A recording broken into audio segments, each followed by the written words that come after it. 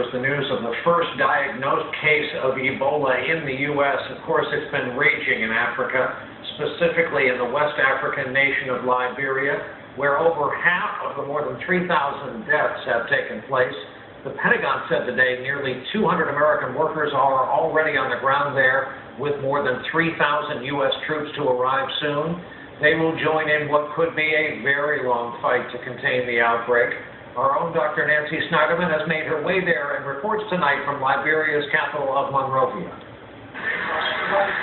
Dying of Ebola is a brutal process, and for this man, a lonely one, as fearful onlookers keep their distance and ambulances refuse to pick him up until he is dead.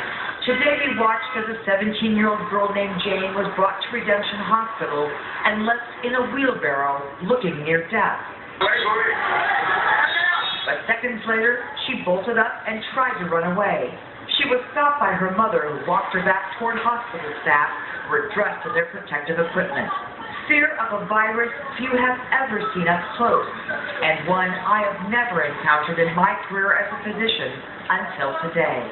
Nurses trained in the protocol of suiting up for Ebola held me into the layers of protective clothing. It's very hot, it's very intense, and invite me into a place that is off limits to most outsiders. We're completely suited up. The Ebola Isolation Unit. Every precaution is taken before I can go inside. No shortcuts allowed.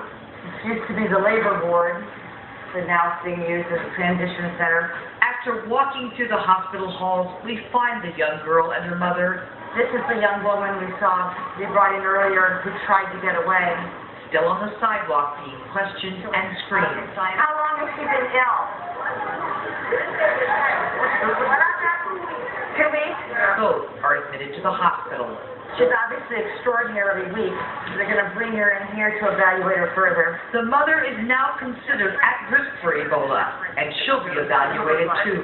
Doctors here say they are fighting a war against a deadly and unpredictable enemy. Dr. John Stanko is Redemption Hospital's medical director. It is a disease that is beyond boundaries. It is a disease that is irrespective of who you are. It is a disease that comes to kill. Healthcare workers are determined to prevent that, trying to save lives, one solitary patient at a time. Dr. Nancy Snyderman, NBC News, Monrovia, Liberia.